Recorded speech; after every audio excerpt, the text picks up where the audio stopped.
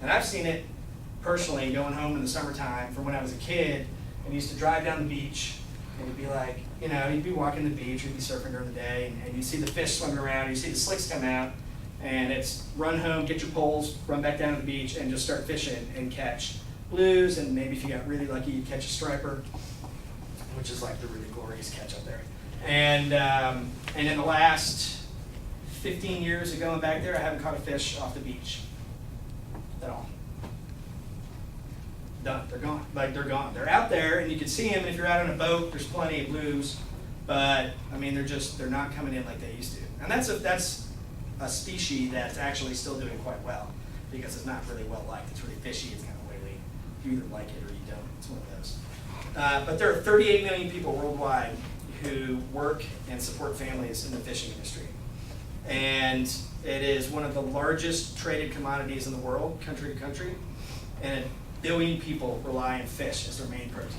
So we're at what, 6 billion right now, world population, 6.7 maybe? So that's almost 1/6 of our population relies on fish as a source of protein. Why does fish go to the wayside? Technology, sonar, radar, planes, all the wonderful advances we have that, smartphones, so you can, tweet your guy 3 boats over that the fish are swimming his way and he can set the nets up and do it. Again, subsidies, which is putting the fleet much larger out there than we need to. Pirate fishing, illegal harvesting, illegal catch, illegal sales. 30% of the fish on the market, and even some of the stuff you see at Whole Foods, Kroger, wherever, 30% of the fish on the market was harvested illegally, which is a scary number. I mean, that's just based, it's pirates, I don't know if they have a patch or not, but they're out there, and they're selling market, and people are buying it. People are buying it. And it goes back to asking the question at the market, where's it from, and with fish, how'd you catch it, finding out the answers. The other catch with fishing is the human aspect that maybe doesn't get brought up when we talk about sustainable seafood. So you're looking at heavy shipping lanes where the ships are dumping oil, dumping waste, pouring out their garbage. You look at along the coastal lines towards them in development. Everybody likes to go to the beach. We're going to go sit in margaritas and hang out at the lawn chair all day. And what it's doing to the marine life around there, and what it's removing from there, and what that effect has, maybe not necessarily right there, obviously you're killing that, but what does the loss of the species that live right there, or the phytoplankton, or the little critters that are right there that maybe feed something a little further out. So now that fish has got to go somewhere else to get his food, and it's a ripple effect. And the ocean is the hardest place to see it, and probably one of the worst ones that's happening. Climate change. CO2 in the air that we're all putting up there is getting absorbed by the ocean and increasing the acidity of it and causing all of the shellfish with the calcium carbonate shells, and their shells are starting to dissolve. It's killing coral reefs. So we're losing, there's 5 coral reefs around the world that are magnificent. We're losing those at a pretty frightening rate. Because the acidity of the water is starting to kill all the coral on there, and we're losing all that diversity and all the stuff that goes on in there, which we don't even really know. It's scary stuff. That's scary stuff. And that's just the food aspect, which is obviously a major part of the restaurant's purpose is food.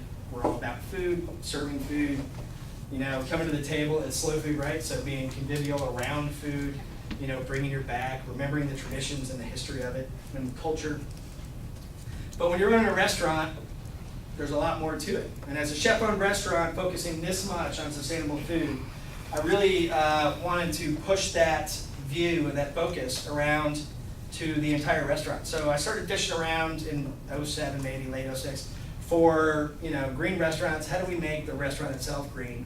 And what are we really doing beyond the kitchen walls, which is pretty much my domain, but I started kind of getting out in the front of the house. But beyond the kitchen walls, how much damage are we doing? So the restaurant industry is uses 1/3 of the energy that we use in this country. And again, just restaurants. So there's, I think the NRA, and not the gun place, but the restaurant people, last year had 960,000 restaurants nationwide. And granted, they're probably missing, some small little ones, but, so there's basically 1 million restaurants in America. And those 1 million restaurants are using 1/3 of the energy that we use in this country, 5 times more than the next closest industry. And that's just energy usage. So that's, running lights, gas, that's really it, energy-wise from that. Water, average restaurant uses 300,000 gallons of water a year. The average restaurant produces 50,000 pounds of waste a year, and that averages out to about 1.5 pounds of waste per plate. So every time you go out to eat, let's say you go to my restaurant that's not mine, that's just a regular place, but maybe that's the same kind of tasting menus. So you come in and you get a 7-course tasting, that's 7 pounds of waste or 10 pounds of waste for your meal that just went out the back door. So we started looking at this stuff and saying, this is crazy. We can't keep going like this. We have to be concerned with what we're putting out as much as what we're putting on the plate. So we joined a group called the Green Restaurant Association, and they certify you. And it's this really cool assessment that got really, really hard right after we signed up. But it used to be you just had to do 4 steps, and you change 4 steps a year. Our first 4 steps were recycling. So we went from 7 full trash cans in the restaurant, and that was just in the kitchen and serve area, plus 2 behind the bar, so 9 total. And we now throw it out every day in the dumpster, reline the trash can, take it back in, last thing you do. And now we have 1/2 trash can even on our busiest night that hits the dumpster every night. So we eliminated 95% of our waste just by starting to recycle. And the only thing that goes in that trash can is big bones, because we compost. So all of our compost goes to one of our farmers who actually grows our chicken and our pork. And the chickens spread all the compost out, and pork gets in there and moves it around. It's pretty awesome. We have good worms, the chickens get nice and fat. And fat food is good food. So we have 1/2 trash can that goes out, and it's plastic wrap and aluminum foil that have food on it, which I really don't understand why they can't recycle that yet. But that's the deal right now. The recycling company says, none of that. It took me, when we first looked into doing recycling, you couldn't recycle glass in the city at all. You could take it to a place and dump it off, and that's unrealistic from a restaurant to take. For us, it was 2 60-gallon trash cans and wine bottles, loaded up in the car every day and drive it, I wasn't gonna do it. I was already looking too much. I'm not gonna make someone else do it. And I found one company who's really, obviously making their mark because they saw what people wanted. And I started picking up glass. That company's called Earth Savers. They have houses around here. You get them, and they'll come set cans out for you. Who was willing to come in and start picking up glass and kind of trying it experimentally. And before they got their whole glass setup done, the guy literally would just drive up in his pickup truck and pull the glass out and take it with him. So I don't know if he was just going over to one of the recycling centers and dumping it in there until he got set up for it. But anyways, it worked. It worked for us. Water we did was the other change we did, and we spent $8, and we had 8 faucets, and we put 8 new aerators on our faucets. And the typical water faucet in a restaurant runs 2.2 gallons of water per minute. So you turn it on, and that's how much water, 2.2 gallons flows out every minute. So we put 0.5 on there, so you have this cool shower effect when you're hitting it. People think it's really neat, but really it just saves water, and it turns saving money.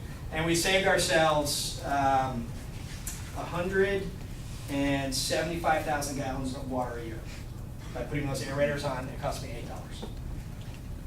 And that's, so we were a restaurant that was, the GRA number is 300,000 gallons. We're small. We're 5 nights a week, dinner only, and we were using 300. It was probably half. We probably cut our water use in half. So we were using 320, 340,000 gallons. What's a restaurant like? Cheesecake Factories? That's a big one, right? Big chain one. That's huge, right? There's like 250 seats, and it's a big restaurant, and they're open twice a day. Yeah.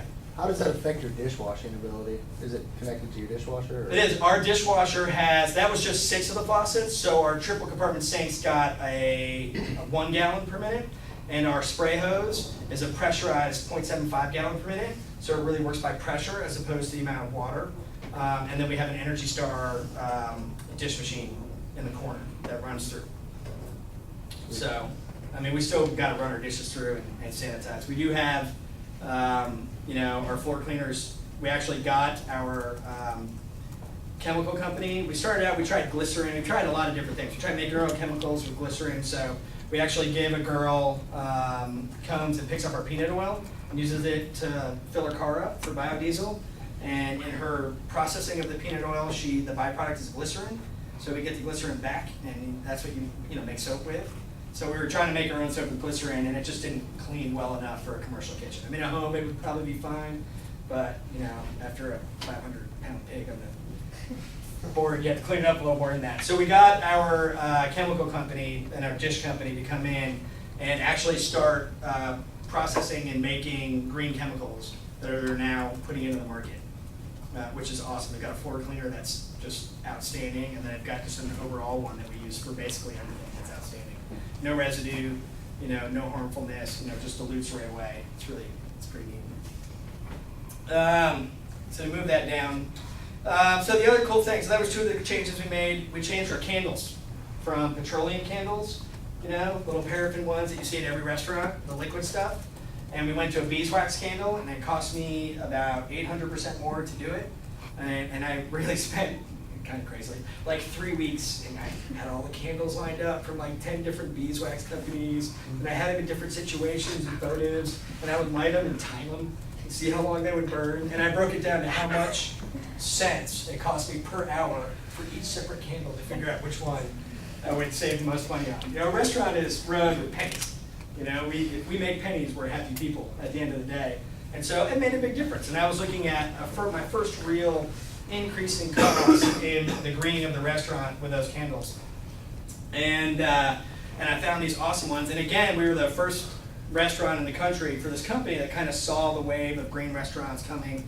And so they started making a votive with a beeswax soy blend that dropped the price a little bit, and they've now took it one step further, and you know it takes away from the local thing, but the story of it I think is really cool, is they went over to Malaysia to a palm farm and purchased the palm farm, flipped it to organic, hired a whole crew of basically the whole little town that all works in the palm farm, the palm tree thing. They make palm oil, they make these palm candles, in an organic way, and they replant everything, and they take care of all the workers in Malaysia with, you know, quality pay, insurance, health benefits. I mean, this is third world country where, I mean, that stuff doesn't happen very much. And then ship it over, and so we've dropped the cost of my votives back down to what the paraffin was. And I still get the neat benefits of beeswax, which anybody who, you know, buys beeswax candles and puts them up, you get this cool little aroma. The aroma puts your mind in a good place and it relaxes you. That was a little side benefit I got by going to beeswax over petroleum, which burns. It just makes you pissed off. It just makes me pissed off. You know, and it's fossil fuel.